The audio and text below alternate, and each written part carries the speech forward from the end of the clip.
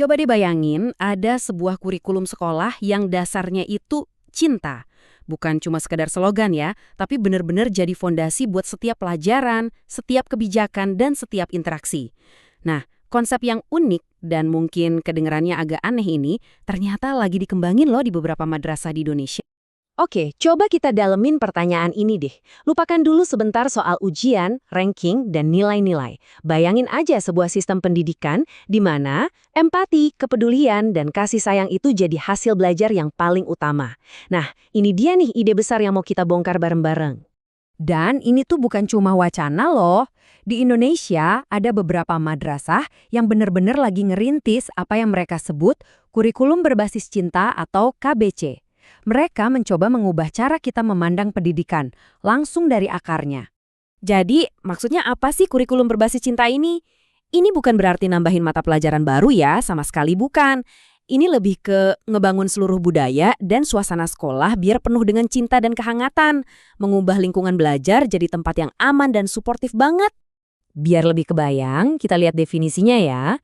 KBC itu sebuah kerangka kerja di mana setiap elemen, mulai dari cara guru ngomong, aturan sekolah yang dibuat, sampai materi yang diajarin, semuanya itu dibangun di atas satu fondasi utama, cinta. Jadi poin pentingnya di sini adalah ini tuh terintegrasi total, bukan cuma tempelan. Nah, jantungnya KBC ini ada di sebuah kerangka kerja yang mereka sebut Panca Cinta atau Lima Cinta. Inilah pilar-pilar yang menopang seluruh bangunan kurikulum ini. Kelima pilar ini kalau kita lihat lengkap banget. Mulai dari yang spiritual, yaitu cinta kepada Tuhan dan Rasul-Nya, terus turun ke cinta pada ilmu pengetahuan, kepedulian terhadap alam sekitar, gimana kita berhubungan sama diri sendiri dan orang lain, dan terakhir ditutup dengan rasa cinta pada tanah air. Ini benar-benar ngelihat manusia itu secara utuh kan? Oke, teorinya kan gitu. Sekarang gimana prakteknya di kelas hari-hari? Gimana sih cinta itu diterjemahin jadi aksi nyata di dalam kelas? Nah, ini yang keren banget. Coba lihat deh, gimana setiap nilai inti itu nyambung langsung ke kegiatan yang konkret.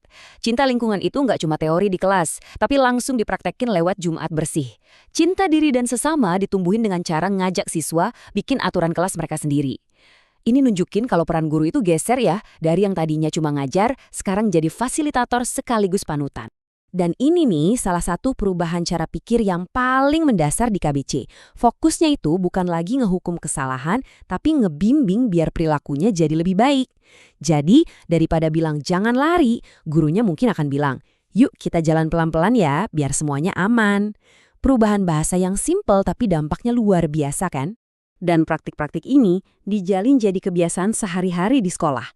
Mulai dari sholat duha bareng buat koneksi spiritual, ada kegiatan bersih-bersih rutin, sampai sesi refleksi tiap pagi. Semua ini tuh kayak pembiasaan kecil-kecil yang tiap hari ngelatih dan nguatin nilai-nilai pancacinta itu. Oke, pastinya ada pertanyaan gede nih. Gimana caranya kita ngukur sesuatu yang abstrak, kayak cinta? Kalau ini emang kurikulum, gimana kita tahu ini berhasil atau enggak? Ternyata mereka punya loh alat-alat yang praktis banget buat ini. Jadi bukan cuma ujian tulis, tapi ada lembar observasi buat guru, ada kuesioner buat siswa menilai diri sendiri, dan ada juga jurnal refleksi. Ini cara mereka buat nangkep pertumbuhan karakter dan perubahan perilaku, bukan cuma nilai di rapor. Nah, ini contohnya biar kebayang gimana lembar observasi itu dipakai. Lihat deh perbandingan Ali sama Budi. Penilaiannya itu bukan si Ali baik, si Budi jelek, bukan gitu. Tapi lebih deskriptif. Tujuannya tuh buat ngerti, oh si Budi ini punya potensi sosial yang bagus, tapi perlu dibimbing di bagian empati. Jadi ini evaluasi yang tujuannya ngebantu, bukan ngejudge. Oke, sekarang coba kita geser sedikit dan lihat gambaran besarnya. Karena KBC ini bukan cuma soal bikin sekolah jadi adem ayem loh, ada tujuan yang jauh lebih gede di baliknya. Ide kayak gini tuh ternyata akarnya dalam di pemikiran pendidikan Indonesia. Coba deh dengerin kutipan dari KAH Ahmad Dahlan ini.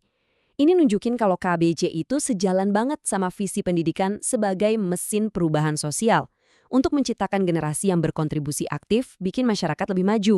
Dan akarnya itu juga kuat di tradisi intelektual Islam, kayak yang ditekankan sama Syekh Az-Zarnuji. Fokusnya itu ke adab atau karakter yang dianggap sama pentingnya atau bahkan lebih penting dari sekedar transfer ilmu. Ilmu yang benar-benar bermanfaat itu ya ilmu yang datang barengan sama akhlak yang baik.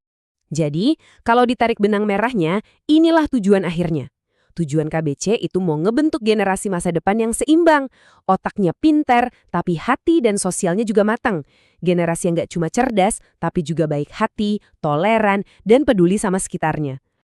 Dan ini ngebawa kita ke pertanyaan terakhir yang bikin mikir. Kalau generasi muda dididik dalam lingkungan yang menjadikan cinta sebagai fondasi utamanya, coba bayangin deh, dunia kayak apa yang bisa mereka bangun nanti?